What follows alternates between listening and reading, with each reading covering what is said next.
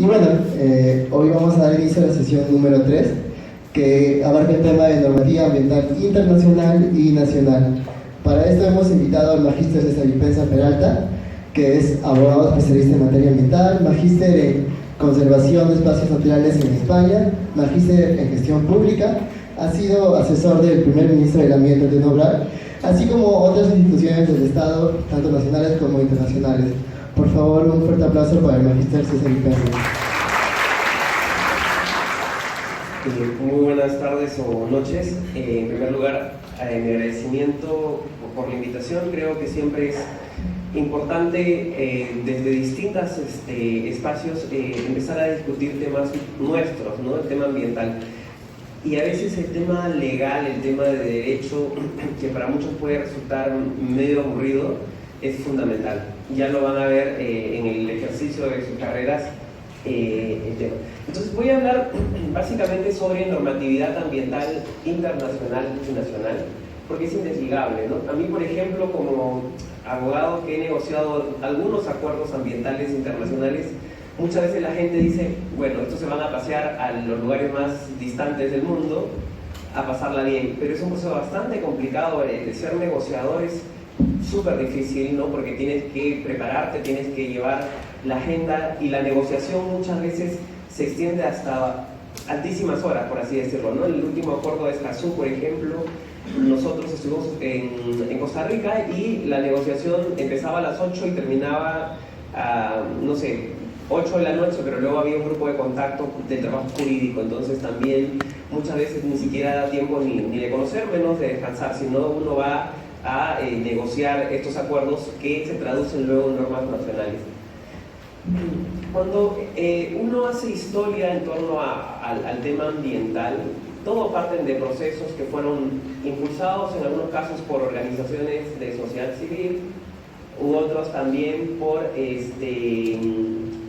las Naciones Unidas, ¿no? Entonces, hacia finales del siglo XIX empezamos a encontrar los primeros acuerdos ambientales internacionales que abordan el tema ambiental, básicamente el tema de protección, ¿no? Y tenemos el convenio entre Francia y Gran Bretaña sobre pesca de 1867, o el convenio de 1900 sobre conservación de especies silvestres en el África.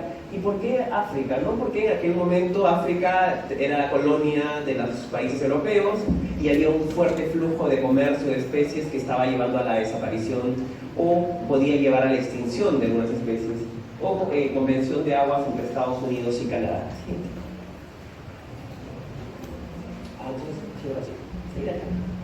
Entonces, un caso que para mí es súper interesante es este de Trail, no es una fundición, que se ubica, el siguiente por favor, puede bajar un poquito.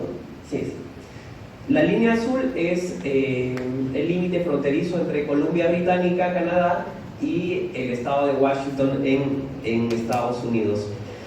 Donde ven la estrella estaba la fundición de Trail, fruto del desarrollo de la actividad de esta fundición. Se generaban humos que en los vientos empujaban hacia el estado de Washington y generó una situación de afectación, no solo a las personas, sino también a la propiedad, a los cultivos agrícolas que tenía la población en el estado de Washington. Entonces, el estado de Washington, vía una discusión, vía una reclamación, envía una comunicación al estado de Columbia Británica para generarse una discusión, ¿no? Esto se somete a un tribunal arbitral y fruto de ello surge un principio del derecho ambiental, ¿no? Donde ningún estado puede utilizar su territorio o permitir que sea utilizado su territorio y que se generen efectos o daños evidentemente probables. Y ahí la ciencia y las ingenierías juegan un rol fundamental, porque la materia ambiental no es un tema de pareceres, no es porque me parezca a mí, sino es porque hay evidencia clara de la afectación. Y parte también de un principio fundamental, que el derecho ambiental toma elementos y pide auxilio a las otras ramas para poder tomar una decisión efectiva. Yo puedo ver que algo está contaminado o me puede parecer que está contaminado, pero habrá quien tenga que evidenciar esa situación, ¿no? Siguiente, por favor. ¿Y esto será aplicable el día de hoy? Siempre me pregunto yo, porque uno cuando arrastra procesos casi marca un hito. Y este hecho de trail plantea el principio de contaminación transfronteriza, es decir, yo no puedo utilizar mi estado para generar el daño en otro estado. Baja, por favor. Por ejemplo, este es el caso de un derrame de hidrocarburos en el río Coca. El río Coca está en Ecuador y cuando pasan las fronteras al Perú se convierte en el río Napo. Hace unos años atrás se derramaron 11.000 barriles de hidrocarburos hacia el río.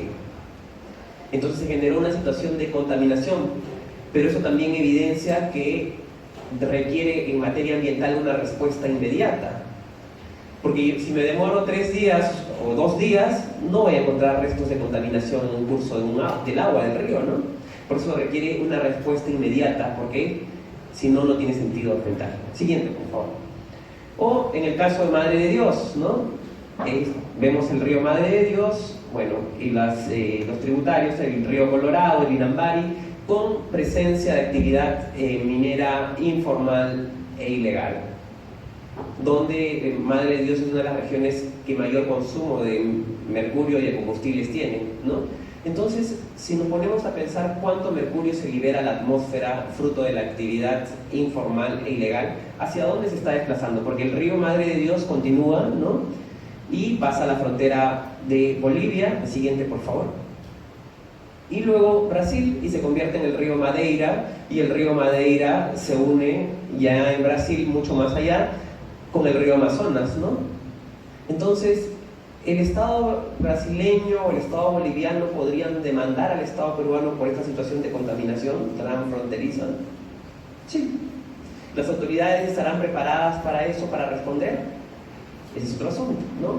Entonces, miren los hechos que están parte de nuestra historia, ¿no? De la historia del tema ambiental, marcan un hito y se va consolidando. Esos hechos que pudieron haber surgido en el siglo pasado son principios mundialmente aceptados y que demandan un cumplimiento de la colectividad. Siguiente, por favor.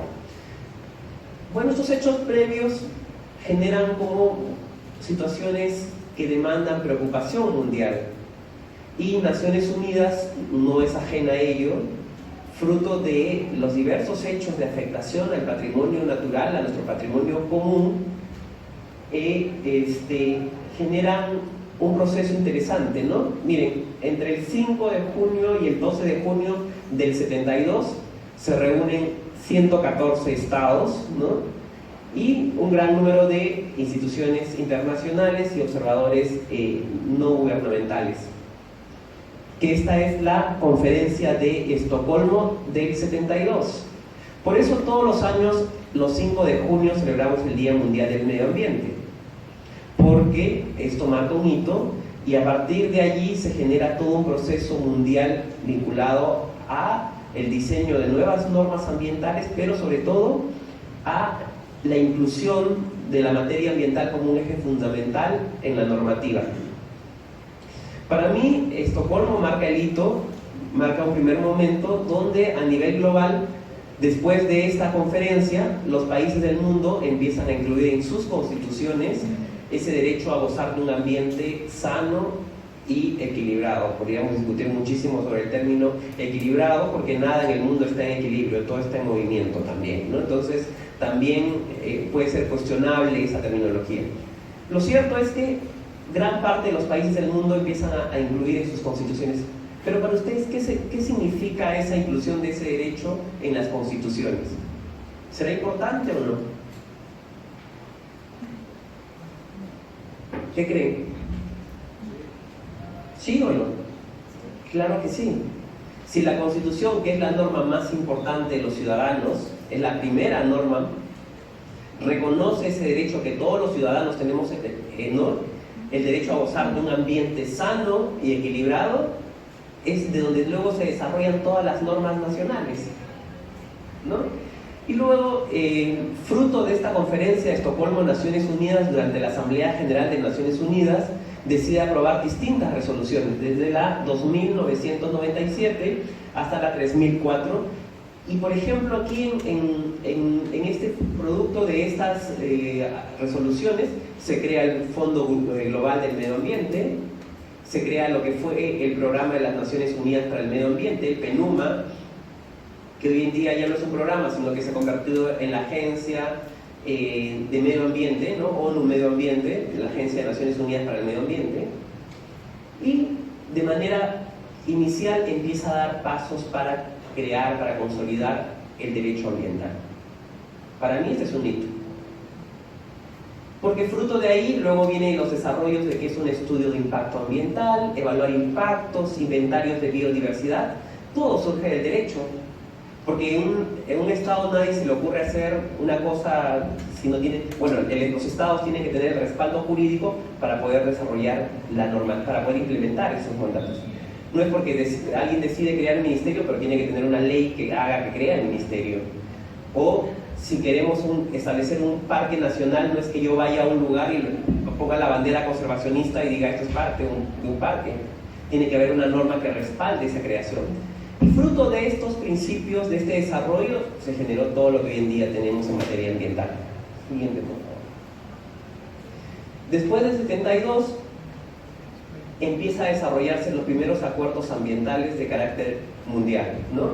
El primer convenio de Londres del 72 sobre los vertidos en el mar. ¿Y por qué era importante? Porque gran parte del comercio se daba y se da a través del mar. O el convenio Marpol del 73, que luego se convirtió en una nueva versión del 78 sobre contaminación producida por los buques, por la misma lógica. O el convenio sobre comercio de especies amenazadas, o el convenio CITES, que se llama, que regula el comercio de especies de flora y fauna, ¿no? Porque el comercio de flora y fauna después del terrorismo, del tráfico de armas, es la actividad más lucrativa. La Convención sobre Patrimonio Mundial de la Humanidad del 72, la Convención de Naciones Unidas sobre el Derecho del Mar, ¿no? Entonces, si ustedes empiezan a ver todo eso, se da después del año 72, después de Estocolmo. Entonces no es una cosa sin sentido que los países del mundo se reúnan para poder abordar esta problemática. Y cuando hablamos del tema ambiental, estamos hablando que tenemos problemática global, porque estamos en una misma casa. Yo puedo ser el ciudadano más ecoeficiente de la Tierra, pero si no tenemos reglas comunes a nivel global, poco o nada puedo hacer, porque los impactos son globales también, ¿no? Entonces, después de ello, el año 87, en 1987, seguro que muchos de ustedes todavía no habían nacido, ¿no?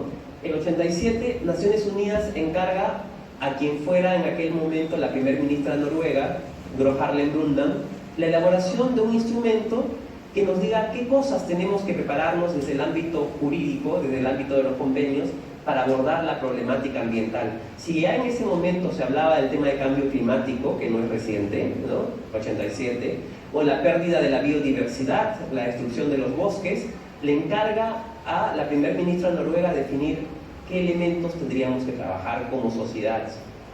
Y ella emite un informe que se conoce como el informe Brundtland, pero que el nombre oficial es el informe Nuestro Futuro Común. Qué buen nombre, ¿no? ¿Cómo nos vemos como sociedad? ¿Cuál es el futuro común que tenemos como sociedad en esta casa común? Entonces, Gro Harlem Brundtland marca un hito y por primera vez se define lo que es desarrollo sostenible.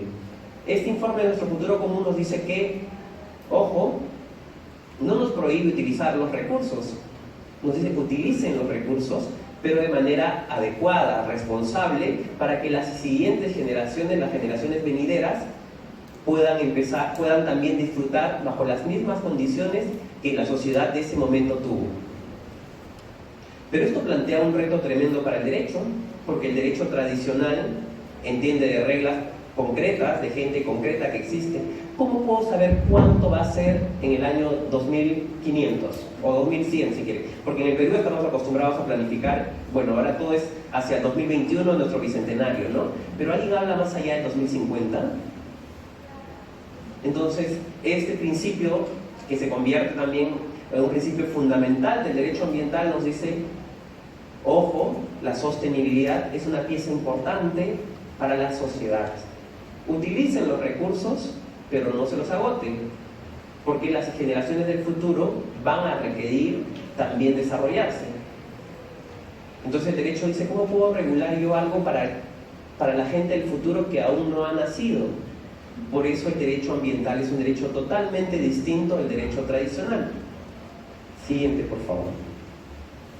Y si hablábamos del 72, luego 87, 92, se da la Cumbre de la Tierra, la conferencia más importante que ha habido hasta el día de hoy y que aborda toda la problemática ambiental que tiene la sociedad, ¿no? Entonces, junio también del 92, no es casual.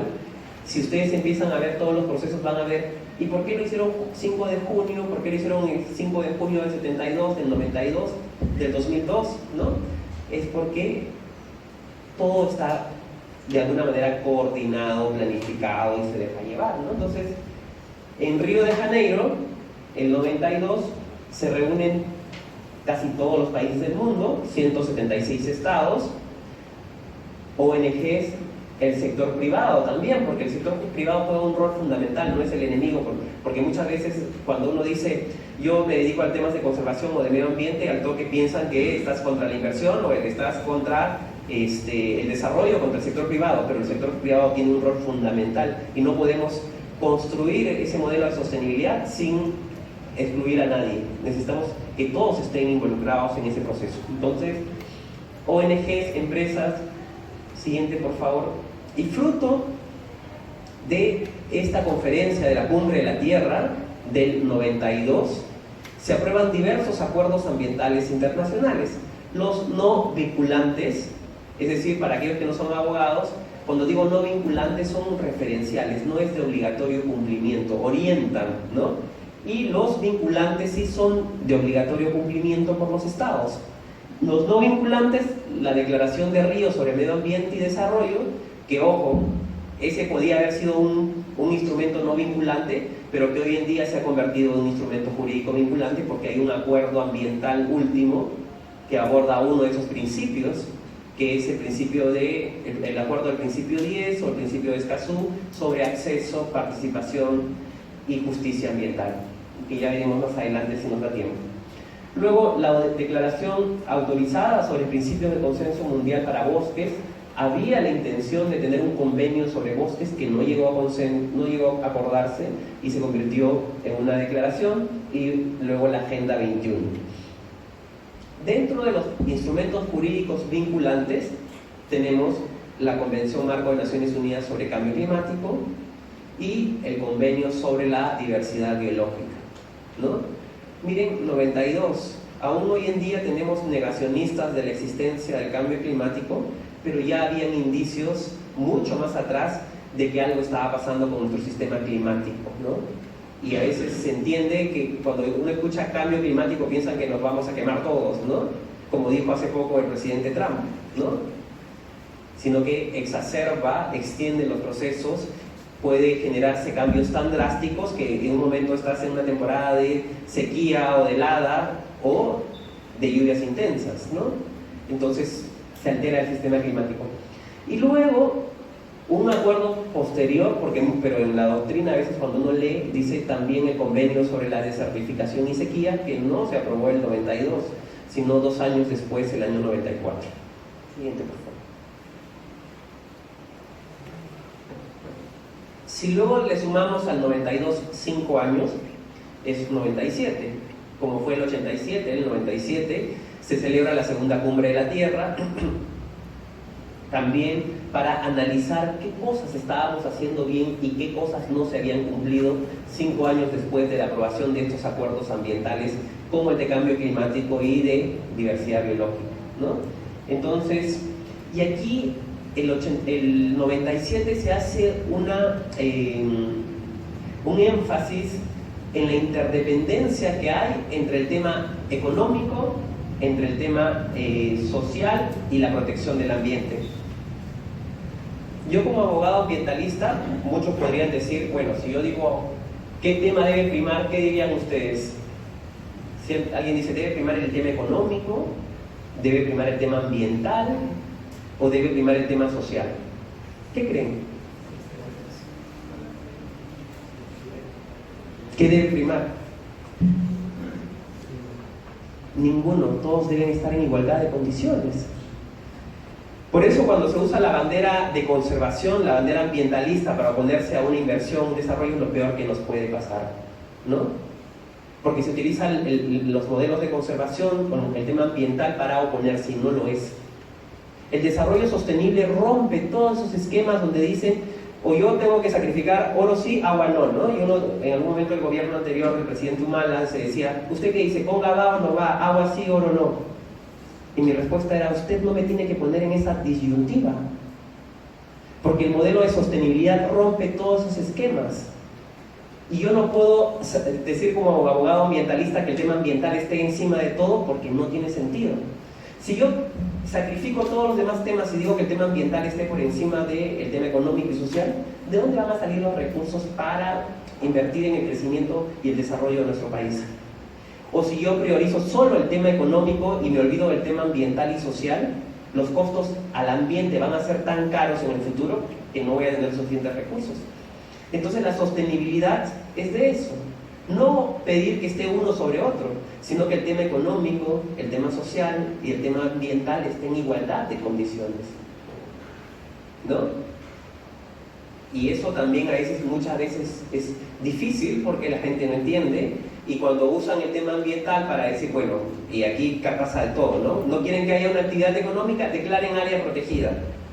Y las áreas protegidas no están para oponerse a, están porque meritúan y merecen ser pieza fundamental de un modelo distinto de desarrollo, ¿no? Entonces cuando malutilizamos el tema ambiental para oponernos o para cuestionar, le estamos haciendo un daño tremendo al tema ambiental, porque todo el mundo que te ve a veces, ¿no? Y a mí alguna vez me lo han dicho, ¿no? Ah, tú eres abogado ambientalista, ah, ustedes son los andillas, ¿no? Porque verde por dentro, por fuera, perdón, y rojo por dentro.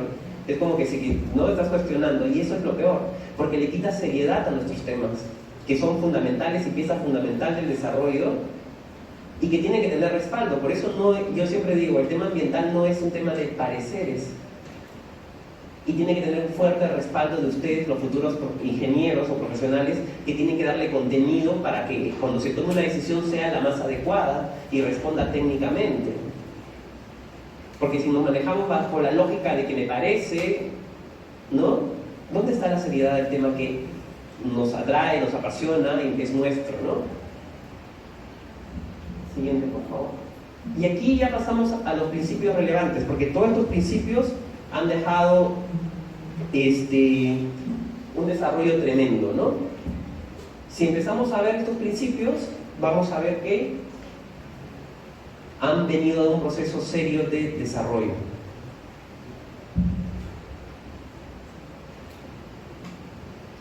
Siguiente, por favor. El principio de sostenibilidad, que les decía que pensemos en las generaciones venideras, utilicemos los recursos sin agotarlos. Y también de la sostenibilidad, que nos habla de la igualdad de condiciones entre el tema económico, social y ambiental. Ese modelo donde te dicen conservación es incompatible con el crecimiento, el desarrollo. Es una pieza fundamental. No puedo yo utilizar y decir que son incompatibles el crecimiento con la sostenibilidad. Entonces, también empecemos a entender ello. Siguiente, por favor. Prevención.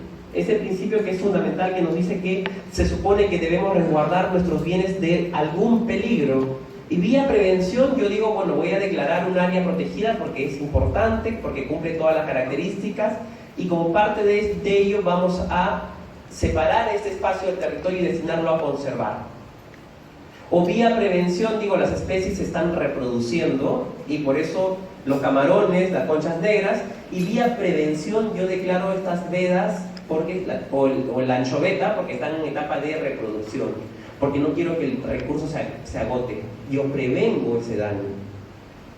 Precaución o cautela nos dice que tiene por objeto que la falta de certeza científica sobre la ocurrencia de un grave daño o de irreversible. Ojo, cuando dice grave, te está diciendo del más peligroso, del que no hay regreso, no cualquier daño, ¿no? Porque hay sustancias que están permitidas y uno puede utilizarlas y genera un daño, pero no es irreversible, ¿no? Como eran antes las sustancias que agotaban la capa de ozono, provocaba el agotamiento, ¿no? Pero entonces también hay ciertos límites a lo que somos tolerantes, ¿no? Por eso también existen los instrumentos como los límites máximos permisibles, que de alguna manera te dicen al sector privado o a las empresas, hasta aquí, de aquí para arriba no puedes, ¿no? Hay niveles tolerables de daño. Entonces, pero este principio opera sobre el más grave, sobre el que no hay regreso, sobre el irreversible. Y aquí incluso algunos de los profesores de Derecho Ambiental han desarrollado libros enteros sobre solo este principio. ¿Y qué dicen? Que el principio precautorio, que debemos ser precautorios en torno al principio precautorio. Porque en materia ambiental todo opera hacia aquí, en el corazón, ¿no? Todos tenemos cierta sensibilidad sobre ciertos temas, ¿no? Entonces la percepción puede ser errada. Por tanto, necesitamos transformar eso con información, con ciencia, con desarrollo. Siguiente. Señala que el agente, puede ser una empresa, un operador, tiene que incorporar en la estructura de producción los costos que sean necesarios para prevenir y vigilar. Es decir, vía prevención yo desarrollo un estudio de impacto ambiental, ¿no? Vía prevención yo hago monitoreos de la calidad del agua, del aire, del suelo, ¿no? Para evitar afectar el ambiente.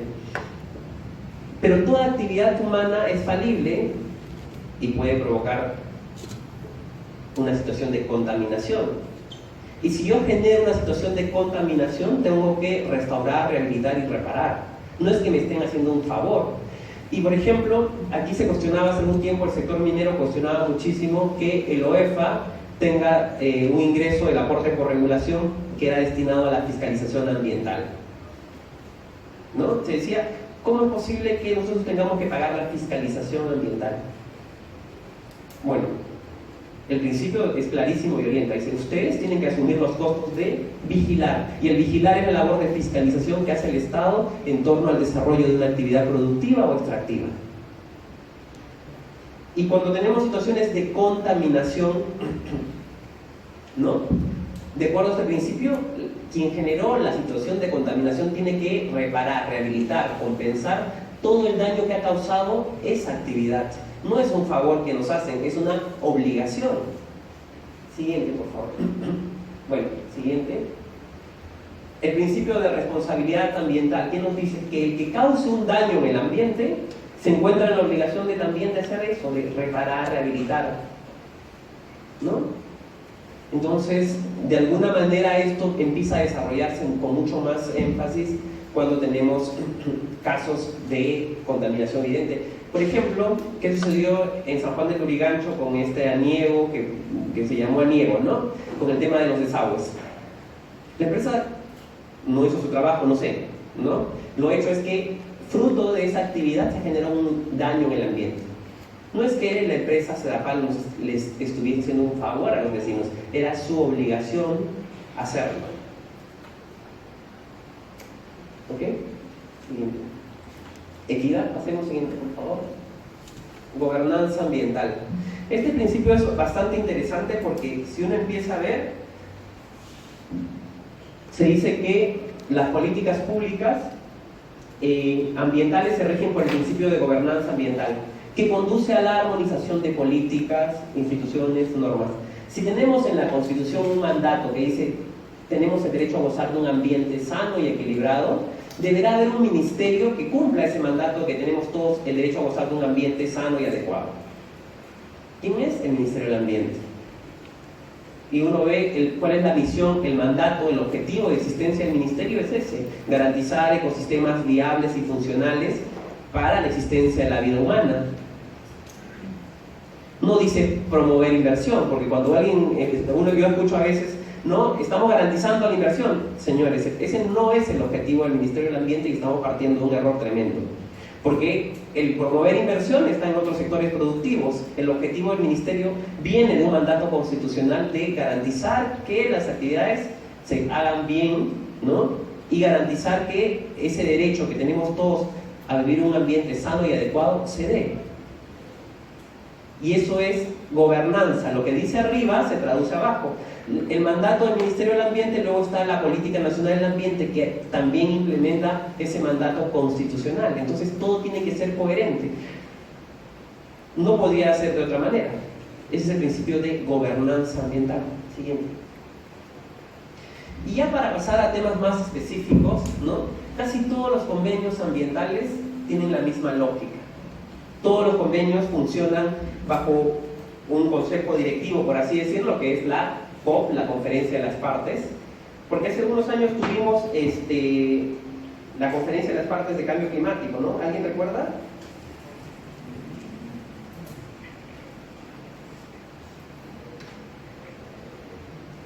¿Alguien recuerda la COP20 que fue en Lima? ¿Alguien me podría decir?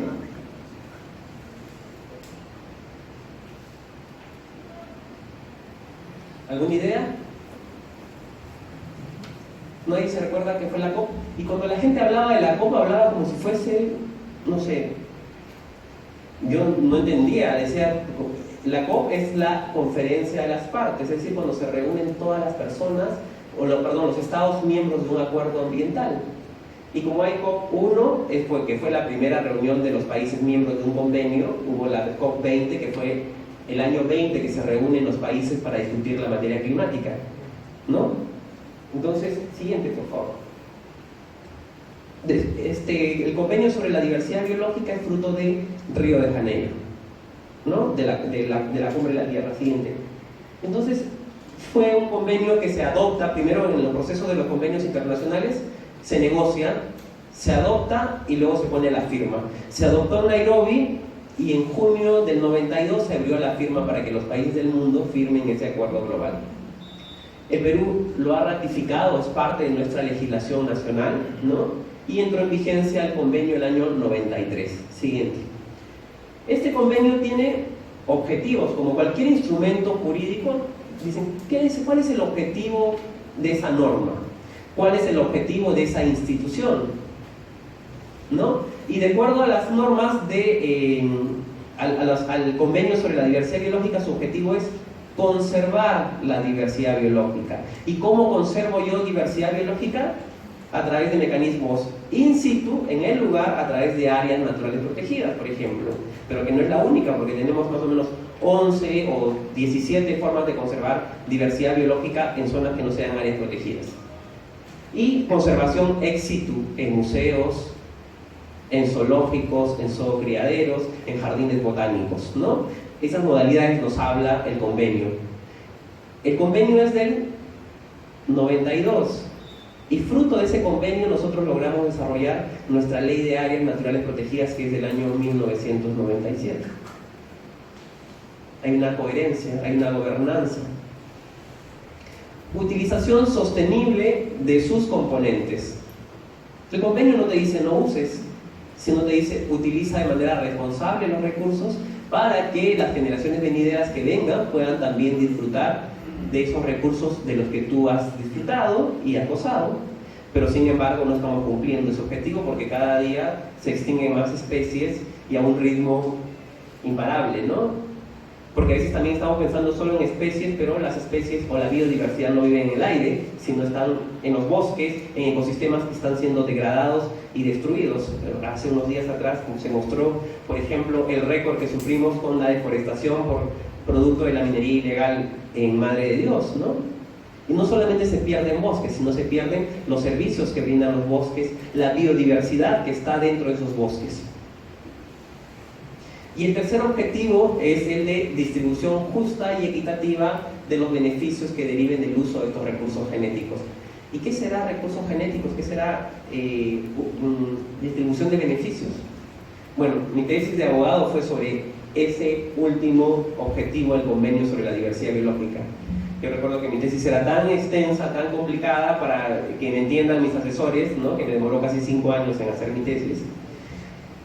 Y estaba relacionada a la distribución de beneficios por el uso de la biodiversidad. ¿Cómo es esto? Por ejemplo, en el norte de Perú y el sur de Ecuador había, ya está extinta, una ranita, un dendrobates, que tenía un veneno, y los aguapún utilizaban el veneno de la ranita para cazar con la cerbatana a los monos, por ejemplo, los adormecían y los atrapaban en el piso, ¿no? Un grupo de científicos norteamericanos se llevó 1000 individuos de esta ranita a Estados Unidos y desarrolló la ranitidina, ¿no? Que es una medicina en base a un principio activo de una especie de nuestra biodiversidad. Se la llevó colectando de manera ilegal, sin autorización, no distribuyó beneficios. El convenio dice, utiliza estos recursos, pero distribuye beneficios. ¿Qué hubiera pasado si ese año, el 82 o el 85, esos científicos firmaban un acuerdo de extracción de este recurso genético vía un contrato?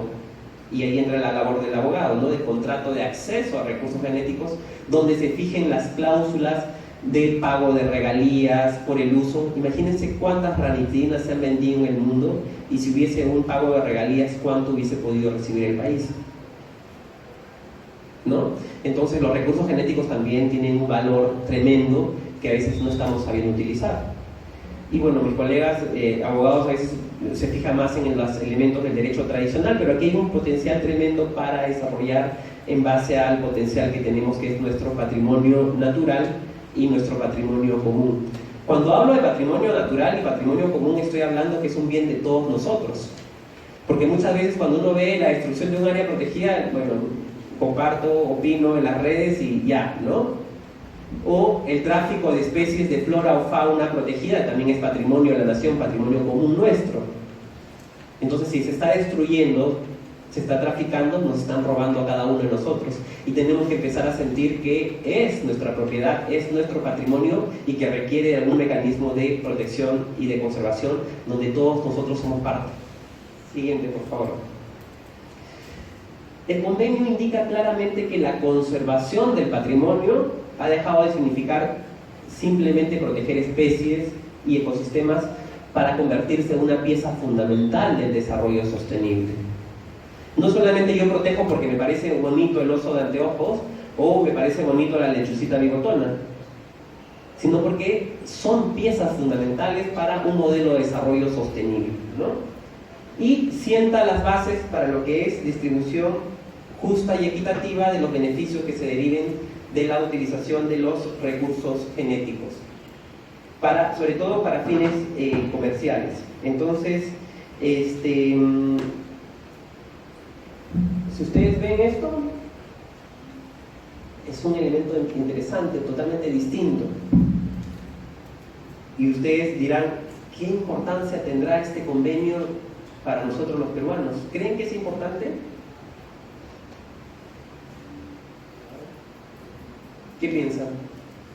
Sí, porque fruto del desarrollo del convenio, que es del 92, pero entró en vigencia en 93, en el Perú desarrollamos nuestra ley de áreas naturales protegidas en base al convenio, nuestra ley de protección de aprovechamiento de la diversidad biológica, nuestra ley de conocimientos tradicionales vinculados a los pueblos indígenas, ¿no? En general, todo un desarrollo tremendo que parte de un acuerdo global. Entonces, de alguna manera, siempre estos procesos internacionales que para unos pueden ser alejados, marcan un hito y empiezan a desarrollar legislación propia, pero amparados en este convenio internacional. Siguiente, por favor. Bueno, siguiente. Bueno, también el convenio, por cierto, habla de evaluación de impacto ambiental. 92. Y luego, ¿cómo funcionan los convenios? Bueno, para que funcionen los convenios, primero tiene que haber como una asamblea general, ¿no? La asamblea general es la COP, la Conference of Parties, la conferencia de las partes. Por eso es COP. Todos los convenios tienen su COP, ¿no? Y porque una vez hablaba, yo les decía lo de cambio climático, la gente decía, viene la COP como si fuese, no sé, un ser vivo, ¿no? Que, bueno, porque es la reunión de los países, se reúnen para discutir un tema concreto. Y es el máximo órgano de los convenios, porque ahí están todos los países miembros que tienen derecho a voz y voto. En el caso del convenio sobre la diversidad biológica se reúnen cada 2 años, pero en el caso del convenio sobre cambio climático se reúnen una vez al año, ¿no? Cada convenio tiene sus propias reglas de reunión. Y lo que hace es supervisar y decidir cómo se implementa y el desarrollo del convenio, qué cosas están funcionando bien, qué cosas están funcionando mal y dónde se requieren mejoras.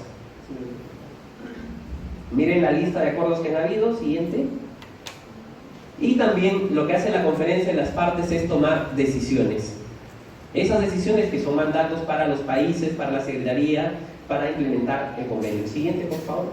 La secretaría, bueno, es la parte administrativa, ¿no?, de un convenio, quien toma las decisiones, organiza la conferencia de las partes, y en el caso del convenio sobre la diversidad biológica se designó como secretaría al Programa de las Naciones Unidas para el Medio Ambiente, al PNUMA, que lo que hace es organizar reuniones de las COP, desempeña funciones que le asignen algunos instrumentos complementarios como los protocolos, preparar informes relacionados a los desempeños de sus actividades, entre otros. Siguiente. Luego tenemos un órgano que asesora científica y técnicamente el convenio, porque el convenio tiene elementos, muchos elementos son vinculados a la biodiversidad, y los abogados no lo conocen todo, entonces requieren asistencia técnica, científica, tecnológica, y este SAFTA es quien le brinda esa asistencia técnica, tecnológica al convenio. Siguiente. A nivel regional podemos funcionar, pero también, pasa más rapidito, por favor. A nivel nacional, ¿cómo funciona? A través de comisiones nacionales. Porque el tema de biodiversidad no solamente lo tiene el Ministerio del Ambiente, ¿no? ¿Quiénes tienen competencias en materia de biodiversidad en el país? ¿Qué otras autoridades? A ver, no tengan miedo. El Servicio Forestal y de Fauna Silvestre, que está en el Ministerio de Agricultura. El OSINFOR para concesiones, para verificar el tema de funcionamiento de las concesiones. Los gobiernos regionales, que tienen las gerencias de medio ambiente y recursos naturales. La Autoridad Nacional del Agua, porque también hay biodiversidad acuática. El Ministerio de la Producción, en torno a la pesca, ¿no? El Instituto del Mar de Perú, que hace investigación en el mar, ¿no? Entonces hay distintos actores y estas deben ser articuladas a nivel nacional, y para eso existe la Comisión Nacional de Biodiversidad o de Diversidad Biológica, que es la CONADIB, donde se definen los ejes, porque uno también tiene que mandar reportes al convenio, cómo está cumpliéndose el convenio en el país cada 2 años, ¿no?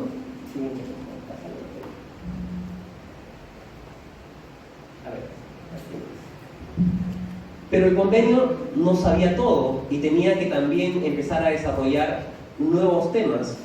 Si bien es cierto, está el convenio sobre la diversidad biológica, tiene instrumentos complementarios.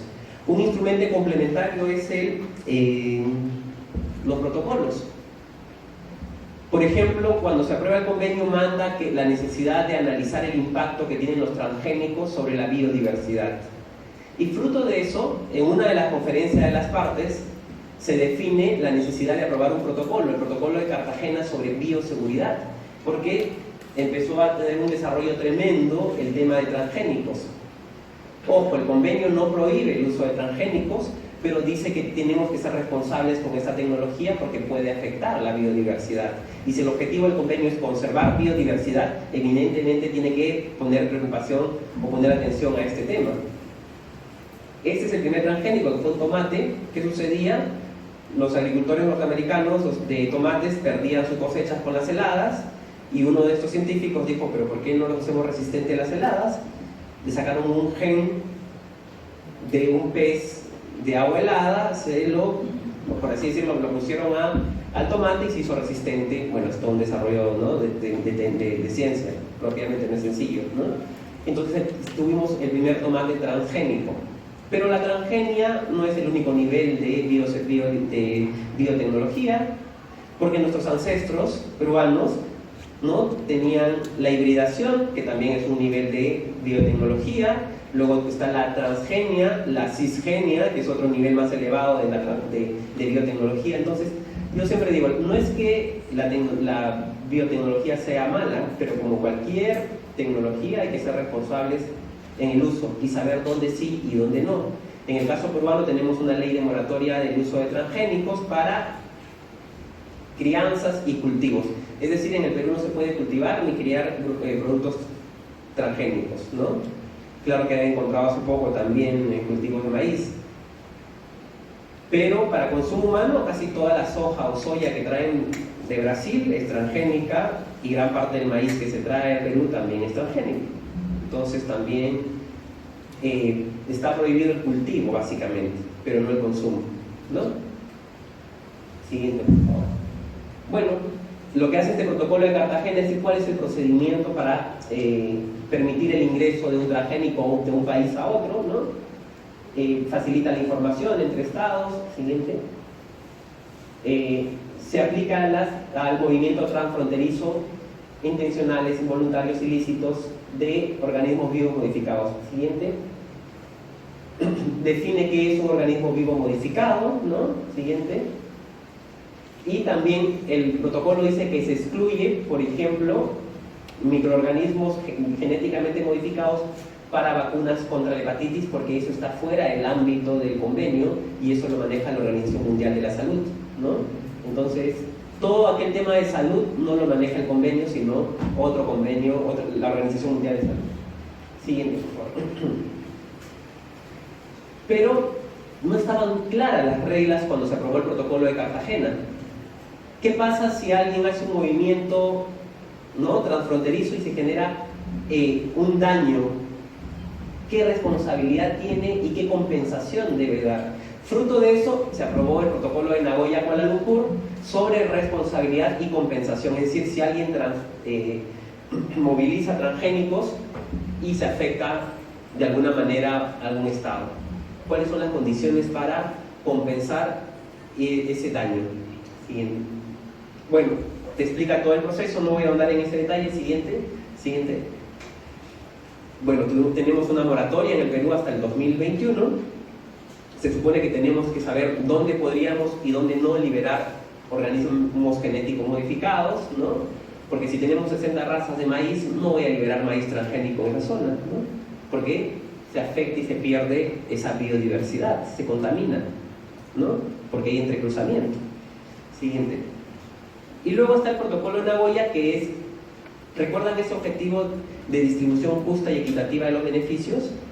Este protocolo regula todas las condiciones para implementar el protocolo de Nagoya vinculado a distribución de beneficios. Es Access Benefit Sharing, ¿no? Acceso y distribución de beneficios. Siguiente. Y nos establece el protocolo, todas las obligaciones que tienen que cumplir los estados en torno a el tema de acceso y distribución de beneficios. Siguiente, por favor. Pasa. Como esto, hemos tenido distintos otros convenios internacionales en materia ambiental. Está el Convenio Internacional de Especies Amenazadas de Flora y Fauna Silvestre, convenio CITES, siguiente, ¿no?, que es del 73, imagínense, porque el 72 se dio Estocolmo y el 73 se desarrolla este convenio, porque se vio que el comercio internacional de estas especies podía generar un impacto, una desaparición de las especies. Y lo que hace este convenio es tener más de 30.000 especies listadas. Si ustedes entran a internet y buscan convenios CITES o CITES, busquen database y van a ver, si ustedes ingresan el nombre científico de una especie, les va a decir cuál es el estado de conservación de esa especie. Por ejemplo, la vicuña, que estuvo en apéndice 1, en el anexo 1, ahí se impide la exportación, la extracción. Ojo, no estoy hablando solamente de animales vivos o plantas vivas, sino también pieles, fibras, ¿no? Absolutamente para todo. Entonces, en aquel momento, la época de los 70, la vicuña estaba en el anexo CITES 1. Y eso significaba que yo no podía exportar fibra de vicuña, estaba prohibido, porque es una especie en peligro crítico. Pero luego el trabajo del Dr. Braque en Pampa Galeras hizo que, por ejemplo, de 2.000 individuos que teníamos en los 70s, lleguemos a tener hoy en día cerca de 200.000 individuos, y como se ha recuperado la población de vicuñas, ha salido del anexo 1 y ha pasado al anexo 2, que sí permite su comercio. Entonces, en el anexo 1, 2 o 3, dependiendo del nivel de amenaza, de peligro de la especie, se le pone. Pero, por ejemplo, en el Perú no tenemos especies CITES, ciertos tiburones, ¿no? Y hemos visto que hace unas semanas atrás, cerca de 25.000 tiburones, las aletas de 25.000 tiburones se iban hacia Asia, ¿no? y hay un tema pendiente. O qué pasa con especies, por ejemplo, como el chihuahuaco, que es una sobreexplotación. Para que un árbol de chihuahuaco sea productivo tiene que tener más de 1000 años, ¿no? Y estamos diezmando los rodales de chihuahuaco y no se permite ni se deja que el Ministerio del Ambiente y a través del Ministerio de Agricultura se incluya como especie CITES, que va a exigir una protección de ese patrimonio común y natural nuestro. Cuando hay una sobreexplotación de un recurso está destinado a casi la extinción y uno tiene que generar ciertas condiciones para evitar su afectación, como sucedió con la caoba y el cedro, ¿no? Porque nos cargamos toda la población de caoba y cedro en el mundo y hoy en día la caoba y el cedro están en anexo CITES 1. Pero bueno, de alguna manera, por ejemplo, si uno está en CITES, tiene que tener un certificado CITES, que es un documento que acredita que tiene la autorización para extraerlo. Y cuando sale del comercio del país, te piden en el otro país dónde está tu certificado CITES, porque si no, te lo incautas, ¿no? Siguiente, por favor. Siguiente. Luego está la Convención relativa a humedales de importancia internacional como hábitat de aves acuáticas, o el convenio Ramsar del año 75, ¿no? Miren, después del 72, ¿no? Cómo empiezan a desarrollar. Y este convenio solo habla de humedales, y el 2 de febrero es el Día Mundial de los Humedales, ¿no? Entonces, este convenio lo que hace es listar cuáles son los humedales de importancia internacional. Siguiente, por favor, pasemos rápido.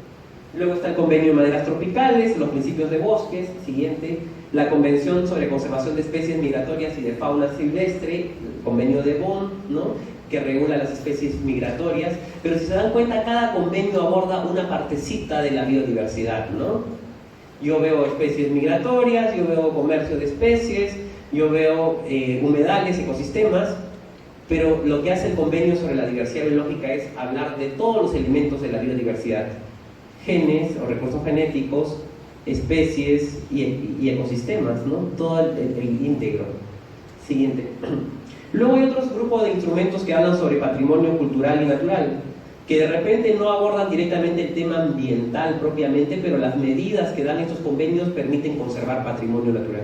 Ese convenio de protección del patrimonio mundial, cultural y natural del 74, después del 72, ¿no? Lo que hace es identificar, proteger, conservar, rehabilitar y transmitir a las futuras generaciones patrimonio cultural y natural situado en el país. Y por eso se pone muchas veces patrimonio de la humanidad, ¿no? Machu Picchu, patrimonio de la humanidad, patrimonio cultural.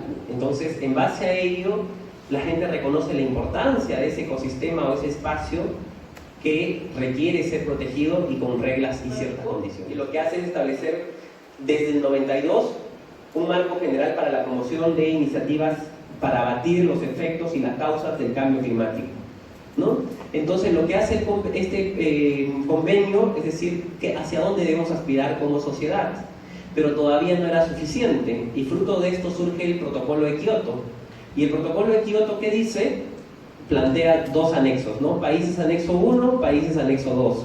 Los países del anexo 1 son los países desarrollados, que son los responsables mayores del cambio climático, y los países anexo 2 son los que son los menos, ¿no? Los que, como el Perú, por ejemplo. Entonces, de alguna manera el Protocolo de Kioto dice: ustedes, los desarrollados, tienen que reducir sus emisiones, pero para reducir sus emisiones tendrían que dejar de crecer, porque el tema climático es eminentemente económico.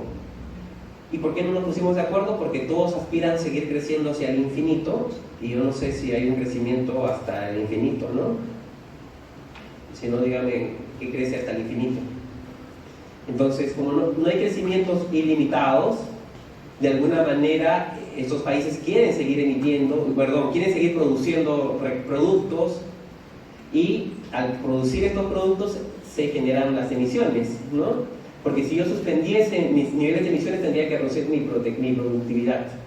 Entonces se generó un mecanismo de compra de bonos, es decir, los países menos desarrollados que tenían superávit de almacenamiento de CO2, ¿no? De captura de CO2, podían vender esto a los países desarrollados, y los países desarrollados te compraban para seguir produciendo.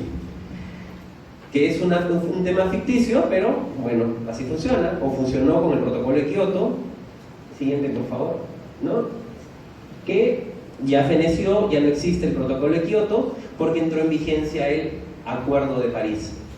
Pero en el Acuerdo de París las reglas han cambiado. ¿Qué nos dice el Acuerdo de París? En materia climática todos somos responsables, ¿no?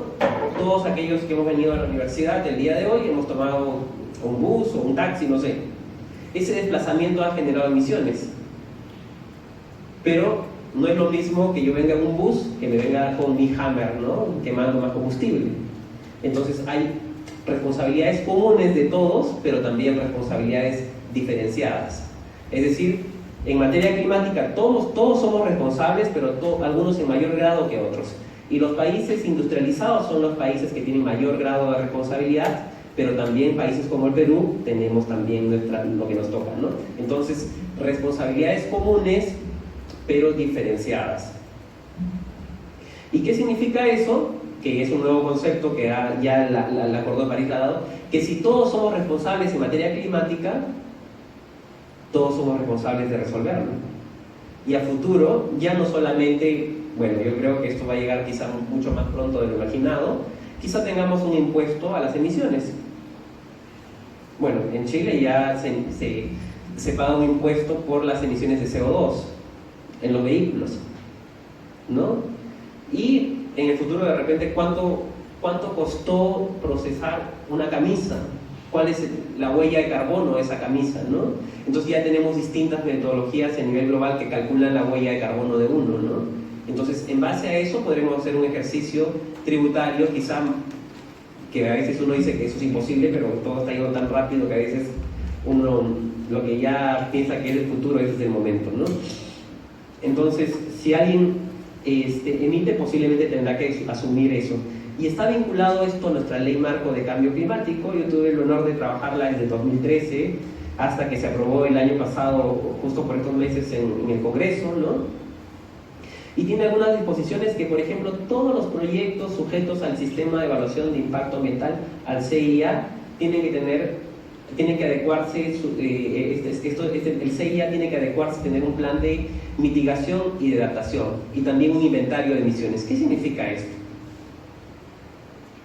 De acuerdo al principio de internalización de costos, aquel que emite tiene que ser responsable de su mitigación. Entonces, porque el Perú en el Acuerdo de París se ha comprometido a reducir el 30% de sus emisiones.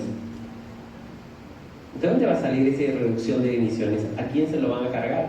¿O a quién se lo van a trasladar?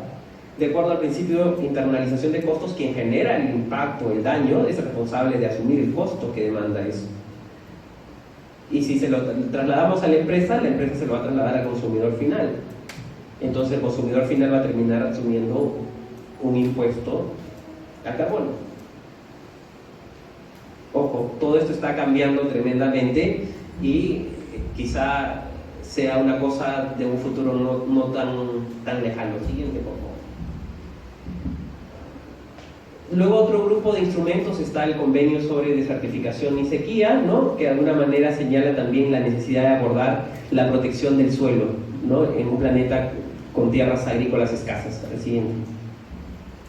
Luego, el régimen de la protección de la capa de ozono. Cuando uno habla de la capa de ozono, alguna gente piensa que es cambio climático y es totalmente distinto, ¿o no?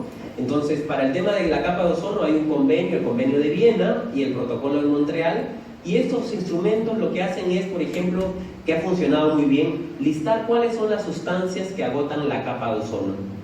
Y lo que se hizo desde su entrada en vigencia del protocolo de Montreal, tener la lista la docena sucia se llamaba, ¿no? Que eran los refrigerantes, los fluorocarbonos que agotaban la capa de ozono y se procedió a una eliminación progresiva. Hoy en día, bueno, ya no tenemos tantos, no es un problema tan grave el tema de la capa de ozono, pero esto se ha debido porque se trabajó de manera pertinente, ¿no? Y se prohibió el uso de estas sustancias que agotan la capa de ozono y que es un ejemplo claro del funcionamiento de un acuerdo internacional.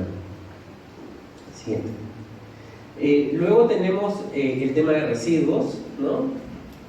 Y de sustancias peligrosas.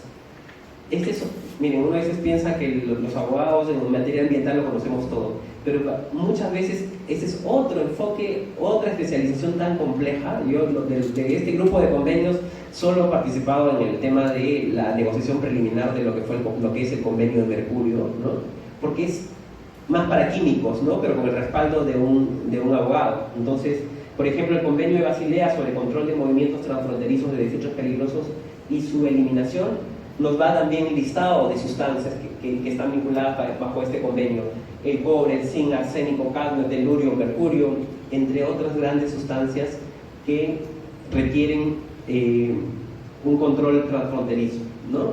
Y también su eliminación final. Pero por ejemplo aquí el mercurio no es eliminable, no se puede eliminar. Siguiente. El convenio de Rotterdam sobre consentimiento de procedimiento fundamentado previo para plaguicidas, es decir, hay ciertos plaguicidas que son dañinos para la salud y que están prohibidos, y por ejemplo se ha incluido productos químicos sujetos a este consentimiento, ¿no? Que son los más peligrosos, ¿no? Luego está el convenio de Estocolmo, ojo, que es distinto a la conferencia de Estocolmo también. Esta conferencia de Estocolmo, o convenio COP se llama, este sí es el convenio sobre Estocolmo, las siglas COP, también hay que ser atentos para que no nos confundamos con la conferencia de las partes, ¿no? Entonces, por ejemplo, aquí incluyen a los PCBs, la dieldrina, eldrina, etacloro, hexaclorobenceno, las dioxinas que son cancerígenas, ¿no? Entonces, de alguna manera también este es un grupo de convenios que requiere atención interesante. Siguiente. Y uno de los últimos, bueno, en este grupo el último es el convenio de mercurio, el convenio de Minamata, que ya está vigente para el Perú, que entró en vigencia hace 2 años atrás, ¿no? Siguiente. Y establece nuevas reglas, ¿no? Por ejemplo, quien registra, aquellos que usan mercurio tienen que estar registrados en la SUNAT, ¿no? Siguiente. Antes, cualquier persona podía decir quiero exportar mercurio al Perú y simplemente podía hacerlo libremente. Hoy en día no, porque la exportación está sujeta a un consentimiento expreso de los estados. Por ejemplo, el mercurio que importábamos nosotros venía de México, y en virtud del convenio Minamata, México tiene que pedirle el consentimiento al Estado peruano para poder exportar de México a Perú mercurio.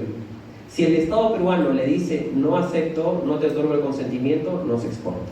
Está sujeto hoy en día al consentimiento de los estados. Y este mercurio está básicamente destinado a minería de pequeña escala, vinculado a la minería artesanal, informal y legal. ¿Sí? ¿Y por qué será importante esto? Porque por cada kilo de oro que yo produzca, utilizo 2.5 o 3 kilos de mercurio. Es casi 3 a 1, ¿no? Entonces, si uno calcula la producción de la minería informal o ilegal y le hace una multiplicación, podría tener en algunos casos cifras que pueden resultar bastante preocupantes. Siguiente, esto. Entonces, en materia ambiental siempre también debemos precisar que el derecho empieza a evolucionar, y el derecho ambiental es un derecho propio de nuestra época. No tendría sentido que exista el derecho ambiental para poner límites máximos permisibles en la Edad Media, ¿no? Porque no había emisiones, ¿no? Entonces, es propio de nuestra época, y el derecho que es propio de nuestra época requiere también reglas distintas. Pero tenemos un problema serio, porque por ejemplo en el tema de justicia ambiental, cuando uno va a un proceso penal por tala ilegal, la lógica de los magistrados es casi que destruiste un bosque a robarte o hurtar un celular. Y ahí necesitamos el auxilio de todas las demás ramas del derecho que nos digan cómo se puede calcular el impacto, cómo se debe calcular la valorización del daño que ha causado una actividad ilícita, porque eso conlleva a la reparación del daño, cuánto va a costar, ¿no? Entonces, el derecho ambiental definitivamente contribuye, pero también establece límites al desarrollo. Yo les digo que la sostenibilidad dice no, igualdad de condiciones, pero van a haber situaciones en las que es imposible, o uno hace una evaluación y dice, mira, el impacto de la actividad es 100 y los beneficios son 50. Entonces, no es rentable desde ningún punto de vista, ¿no? Nos da elementos para el desarrollo sostenible, regula, establece principios básicos para el desarrollo sostenible, Las áreas naturales protegidas, que son una pieza fundamental del desarrollo, muchas veces es poco entendido, porque a veces cuando uno discute el establecimiento de un área protegida, debe ser aprobado por todos los ministros de Estado y el presidente. Y en algunos sectores se piensa que cuando uno establece un área protegida es para beneficio de uno. No, es patrimonio de todos nosotros, en beneficio de todos nosotros. Yo no me voy a llevar al área protegida porque es patrimonio de la nación, es por propiedad del Estado, por así decirlo, ¿no? Regula conductas e impone sanciones cuando afecte a los elementos de desarrollo sostenible. Y ahí tenemos un tremendo proceso todavía que desarrollar. Y ahí está lo que es la justicia ambiental, ¿no? Y hoy en día tenemos sanciones privativas de libertad para aquellos que generen un daño en el ambiente, un delito ambiental, y estamos trabajando en eso, ¿no? Y también algo que yo veo y pienso que en el futuro cercano es que van a ser conductas perseguibles a nivel global, ¿no? Tal como hay los delitos de lesa humanidad y son sancionados, perseguidos por una corte internacional en Roma, posiblemente estos delitos de contaminación que han diezmado poblaciones o que han afectado poblaciones enteras, ¿no?, puedan ser considerados también como delitos de lesa humanidad y por tanto perseguibles ante un tribunal internacional.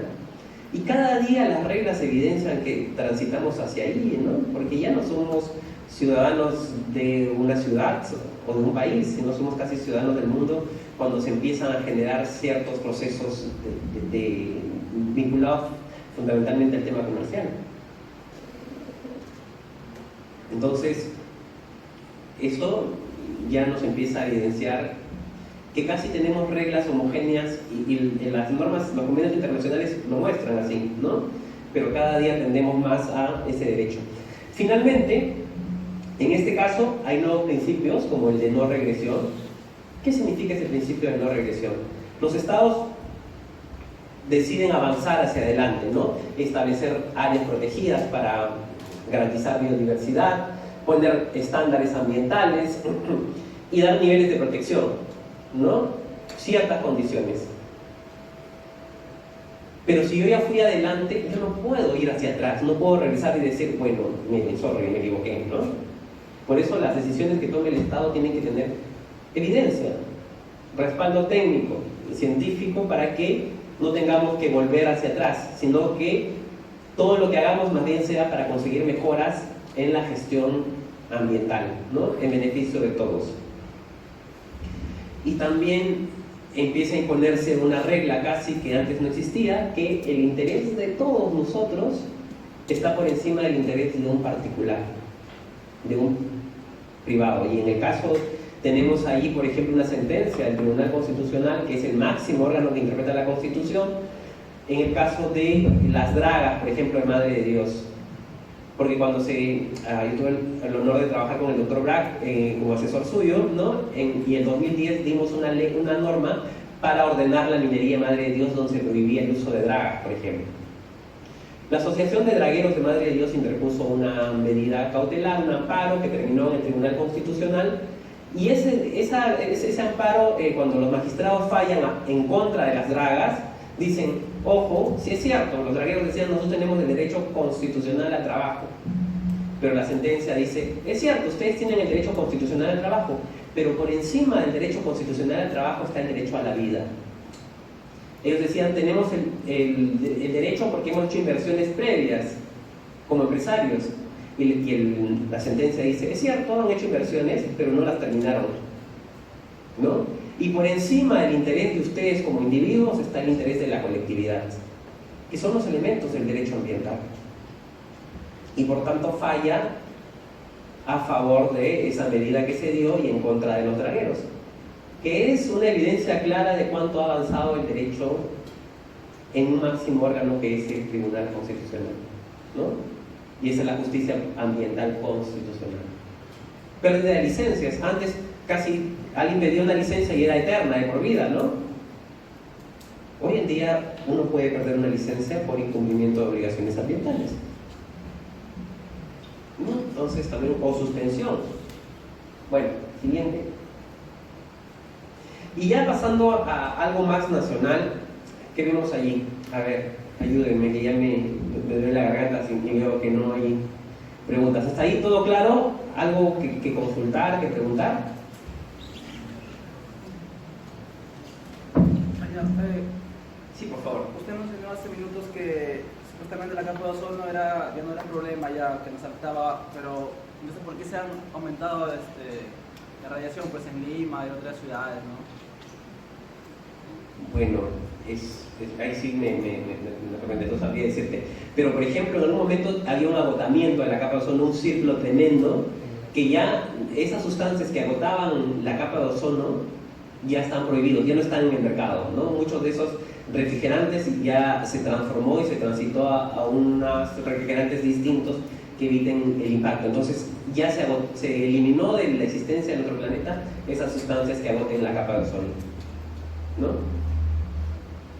Perdón. ¿Alguna más? ¿Qué vemos aquí? ¿Alguna idea?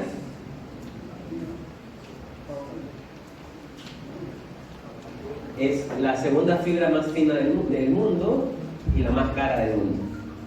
La vicuña, ¿no? Que está en nuestro escudo nacional.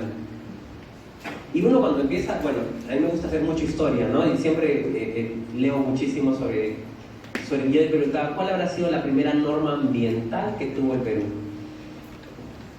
Empecé a investigar y bueno, y todo terminó con la vicuña. Siguiente, por favor. Bueno, en la época del virreinato, la corona española vio que había una sobreexplotación de las vicuñas y dio una medida para protegerlas, pero que no funcionaron. Siguiente, ¿no? Y después de nuestra independencia, después de 1821, cuando Bolívar se declara protector del Perú y viene, bueno, Bolívar había admirado muchísimo a Napoleón. Y Napoleón tenía, regulaba todo estaba escrito, todo era derecho para él, el código napoleónico, el código civil, ¿no? Todo era emitir normas, reglas, ¿no? Y bajo esa misma inspiración, Bolívar también hacía lo suyo, ¿no? Entonces en 1825 Simón Bolívar emite una ley bien pequeñita para proteger la vicuña. Pero ¿por qué Bolívar? Yo, de verdad, uno se sorprende, ¿no? Estoy leyendo ahorita el libro La invención de la naturaleza, que habla sobre la vida de Alexander von Humboldt, y este año se cumplen 250 años de su nacimiento, que es una mente brillante, ¿no? Que recorrió Venezuela, Colombia, Perú, en un momento tan complejo, ¿no? de guerras y todo esto. Y, bueno, Alexander von Humboldt, que era un naturalista, conoce a Bolívar en París, y bueno, Bolívar había quedado viudo, ¿no? Y tenía una vida licenciosa, y entonces Alexander von Humboldt regresaba de América después de 5 años de recorrer la parte de la Amazonía, la Orinoquía, ¿no? Los Andes, y le empieza a explicar cómo había encontrado la naturaleza en nuestro continente, en nuestro país también, ¿no? Entonces Bolívar empieza a desarrollar toda una afección hacia la naturaleza. Entonces se inspira, Alexander von Humboldt lo sensibiliza, ¿no? Y bueno, ahí está Bolívar. Bueno, uno puede discrepar de sus prácticas como dictador también, que lo fue, ¿no? Pero lo cierto es que fue un naturalista y que dio, siguiente por favor, esta ley, ¿no? Dice: Simón Bolívar, libertador, presidente de la República de Colombia, libertador del Perú, encargado del supremo mando de ella, atendiendo a la gran necesidad de proporcionar por todos los medios posibles aumento de vicuñas, declaro, se prohíbe de hoy en adelante la matanza de vicuñas en cualquier número que sea. A nadie le será permitida ni aún el pretexto de caza. A los que quieran aprovechar su lana podrán verificarlo trasquilándolas entre los meses de abril, mayo, junio y julio, para que la benignidad de la estación supla de abrigo para ese respiro.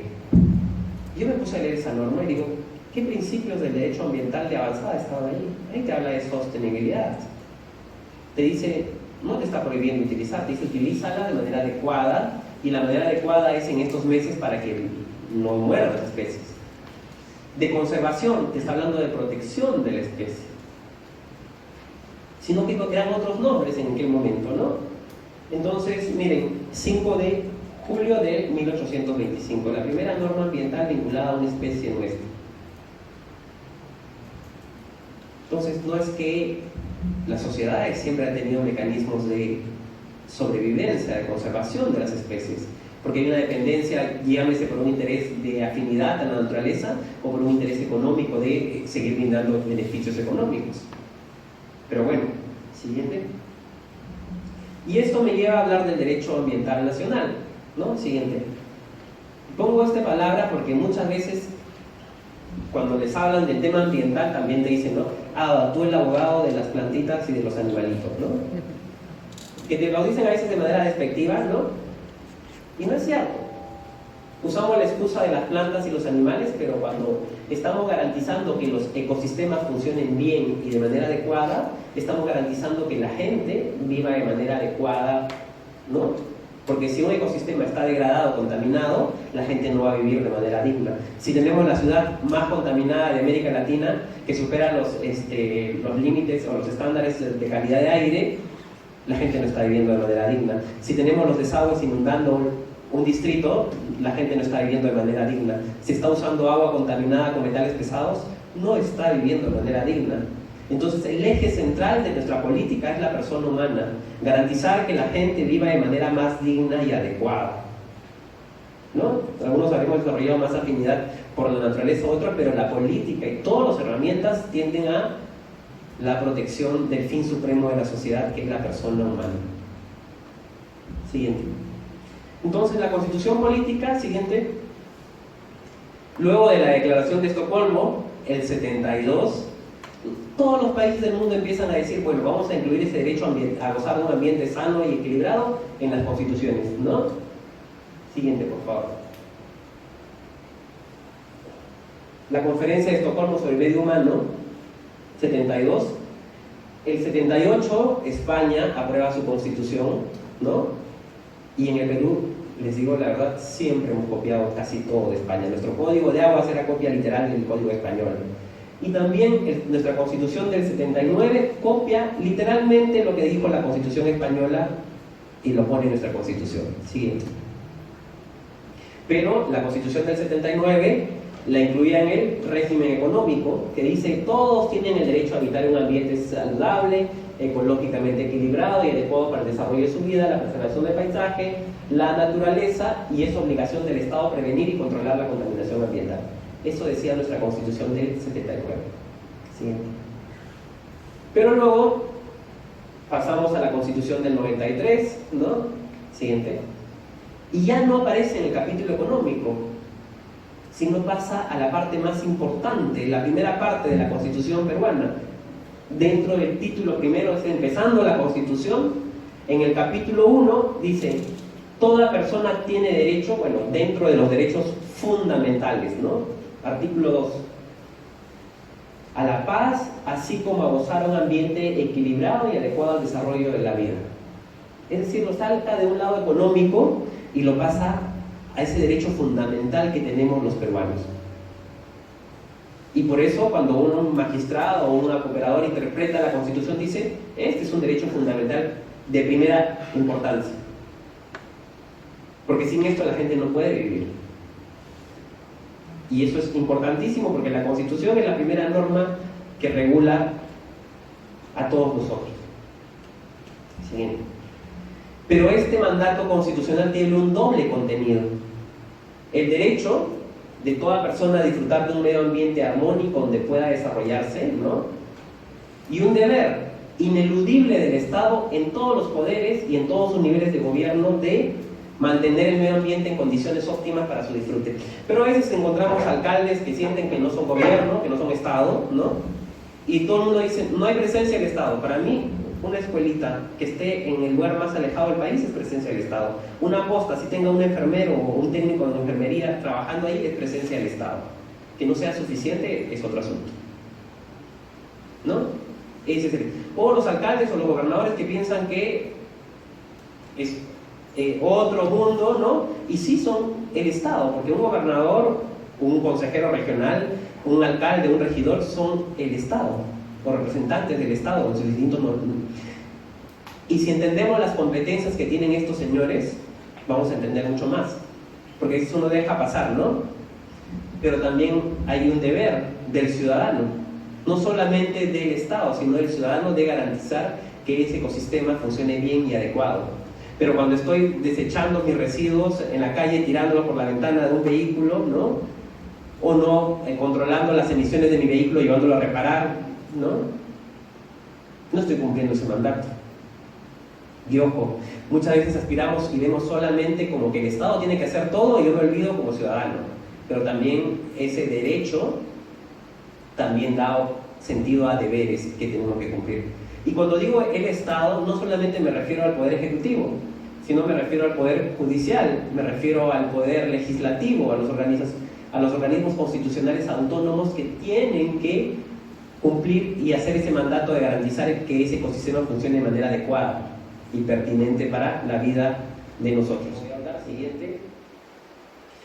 Entonces, después de ello, también, si uno revisa la Constitución, el artículo 66 y 67 dice que la Constitución es del 93, ¿no?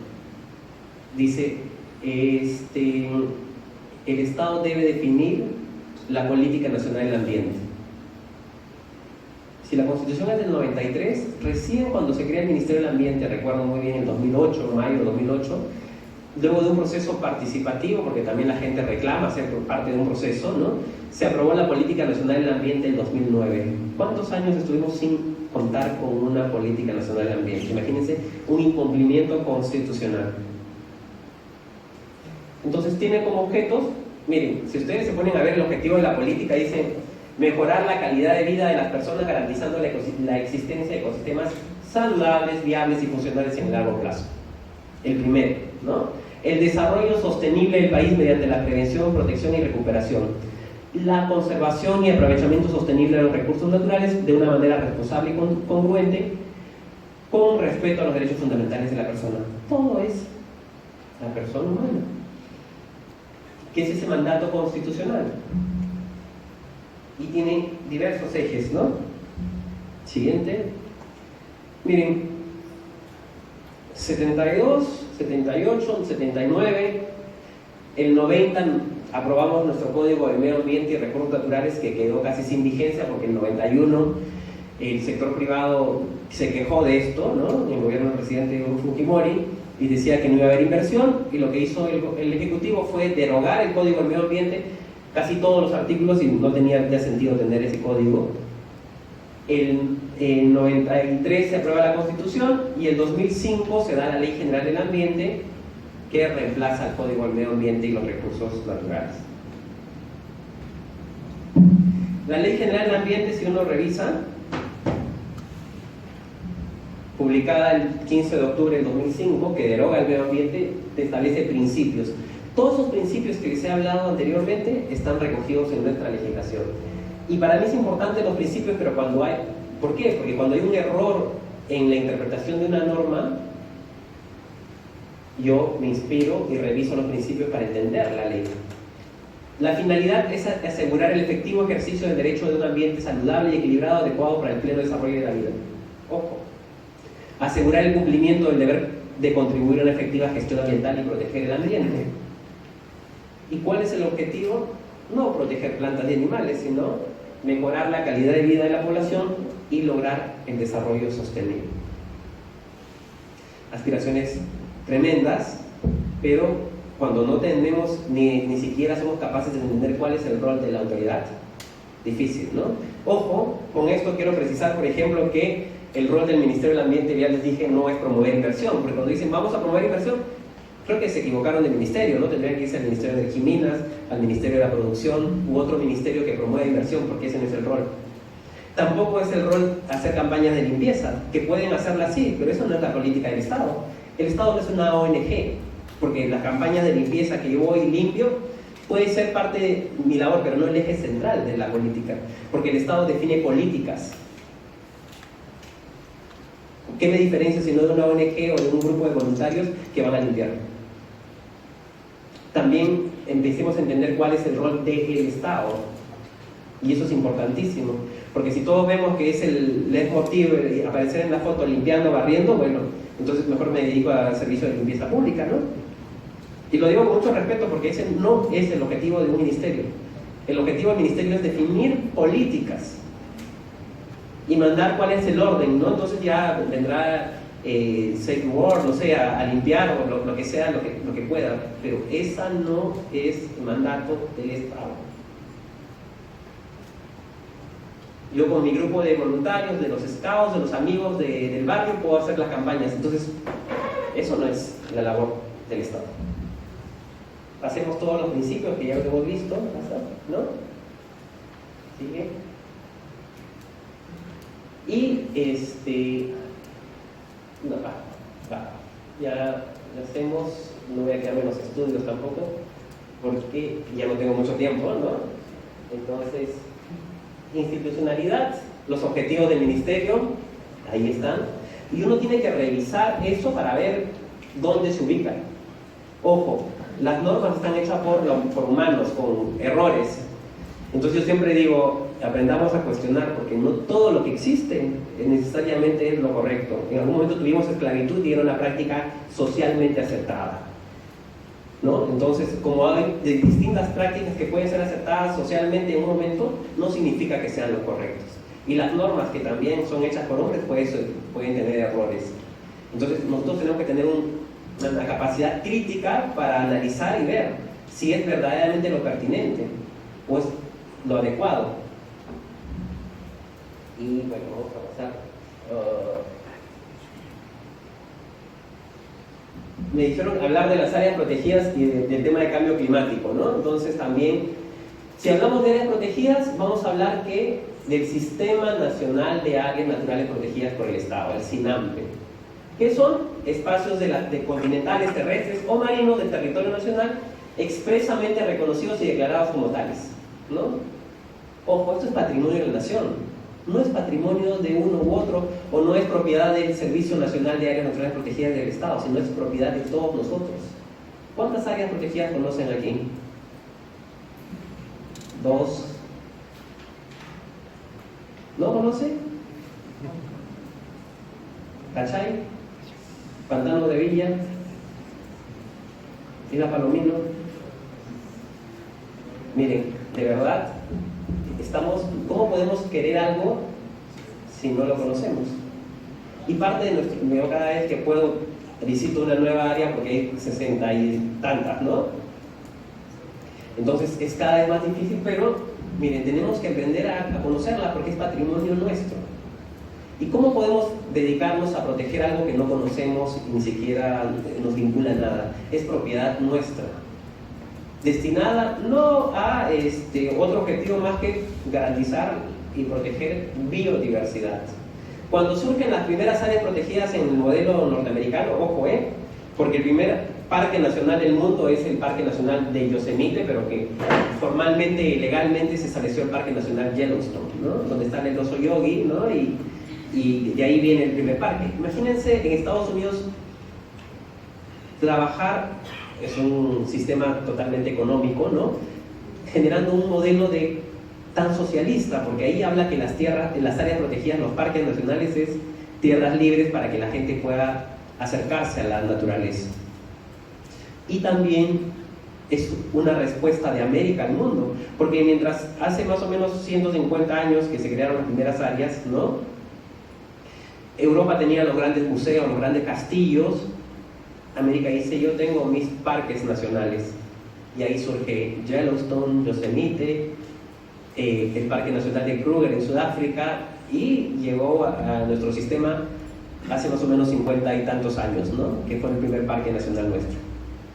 Entonces, pero también ha sufrido una evolución, porque cuando se establece el primer parque nacional en Estados Unidos, Yellowstone, lo que hacen las autoridades es expulsar de esas áreas a la población indígena, porque decían que el hombre era malo para la naturaleza.